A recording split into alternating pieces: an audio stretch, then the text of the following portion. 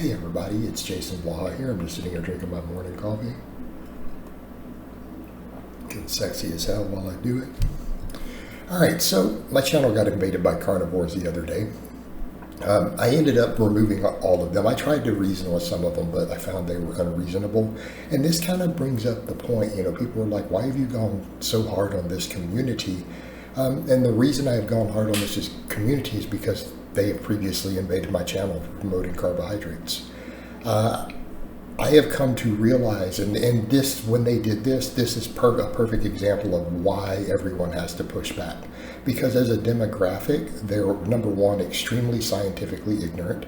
And when you point that out, they're like, oh, I'm like, I don't need to go to Google and just start Googling studies. You're going to feel like an idiot. Like, it really is that bad, that they don't understand fruit and vegetable intake around the world is extremely heavily correlated with reducing all-cause mortality across the board. Like almost every single disease you can possibly think of. Every form of cardiovascular disease, cancer, diabetes, right? The things that kill 90% of the population. The data for this is overwhelming. But then they'll say, well, carnivore has been said. No, because no one wants to study it. We already know fruit and vegetable intake is linked to these health outcomes. It would be unethical for researchers to put people on a zero fruit and vegetable diet for an extended period of time. It would be an ethics violation based upon what we know. So people are choosing to subject themselves to this to their own detriment. Researchers aren't going to do it. You got to be kidding me. But therein lay the problem. It is so anti-science when you look at it, and it's so fringe, but it has a huge growing movement on the internet. And the problem is that when you try to discuss sane food intakes, because I wasn't even doing fully plant-based, and keep in mind I'm only 99% plant-based. I'm not opposed to a little animal protein, right?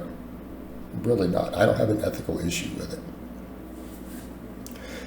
So the thing with this is, though, you can't even discuss sane stuff. Like, I would make videos discussing how I was lean bulking on an extremely high carbohydrate diet, and I was gaining no body fat, gaining muscle, gaining strength. Okay? These people would rush into my channel and explain how terrible carbohydrates were. Like, this is a fringe idea. Mainstream science around the globe and the leading researchers all know, like the data is supportive, that diets that are predominantly carbohydrate, unless they're table sugar, tend to be healthier. Okay, they produce the best health, the lowest body fats, the lowest rates of cardiovascular disease. All these things. This is well understood. It is sane, normal stuff. The only people arguing against this are fringe diets and bad diets. But these people came in and they rushed through and they would argue and they want to pretend that I've never done keto diets. Really, I've gained fat on low carb, high fat diets, by the way.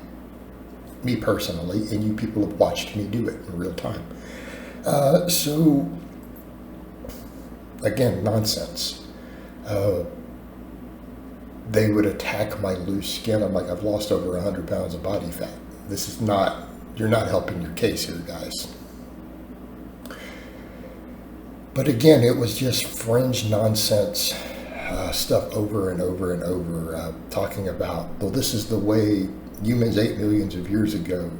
And it's like the arguments they would make with that, it's like, okay, so you want to die at 30. This disregards speciation and us being a different species now.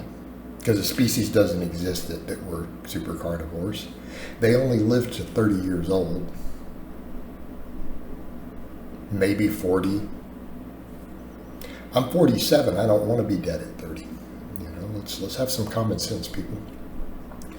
And then even as far as Homo sapien goes, we know that agriculture and gene flow has affected even our digestive enzymes. Okay? We are not the same species in terms of our GI tract today across the globe, the 7 billion people, that humans were 10,000 years ago. We're not the same in regards to that. We have adapted. Again, but nonsense arguments. But the problem is that they are so militant.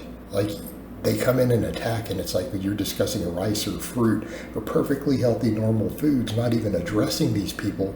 They're as militant as the crazy vegans used to. Remember how vegans used to rush in everywhere? Oh, you're eating a steak, you're eating a chicken breast. And they would attack your channels and your pages for it. The carnivores are now doing that. Not surprising, a lot of them are ex-vegans. It's the same mindset, and they act like they have a grounds for debate, and I've tried to explain that to some of them coming through.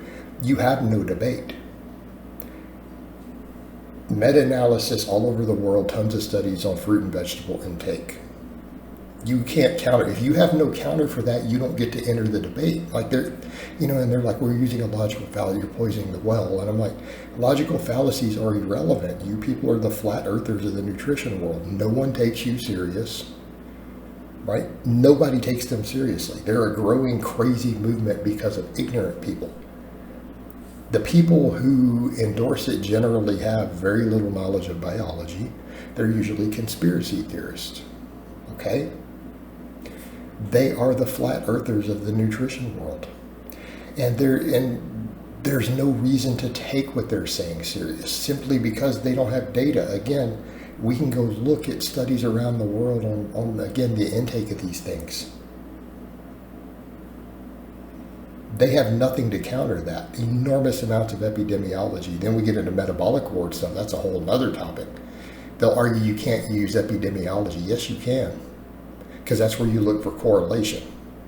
And then you study that correlation in the lab to look for causation. This has all been done for these things. They make arguments that have been completely debunked already by the best experts. They start talking about anti-nutrients. Anyone who spends 5 minutes can go look at like Harvard Nutritional Science Department addressing anti-nutrients. This stuff, it's not taken seriously. Again, it's all fringe stuff. And we would also come back to, if those anti-nutrients were a problem, we wouldn't see fruit and vegetable intake enormously correlated with reducing all-cause mortality in the epidemiology. You wouldn't see it. But even the negative aspects of quote-unquote anti-nutrients, some of which have health benefits, researchers have already shown how easy it is to get around those negatives, like with our normal dietary practices that we already do. They're practically a non-issue unless you were eating raw grains, right? The only people who might have issues are people who are trying to do an exclusively raw diet, which isn't what humans are supposed to be eating anyways. We're a cooked food species. But yeah, so I just thought I would address that because they overflowed the channel, and again, it very much highlights what our problem is with them and why they have to be kind of squished out a bit, because they're so militant. They're in every fitness group everywhere on the internet throwing their nonsense out, and it's a harmful, dangerous message, and it's going to go away. Like, it's not going to last that long because you can't sustain this sort of diet indefinitely. The health problems mount up, too many people have to drop out of it, and they'll blow back against it. All right, guys, but that's really all I have to say on that today. I hope it's been informative, and I'll talk to you guys next time.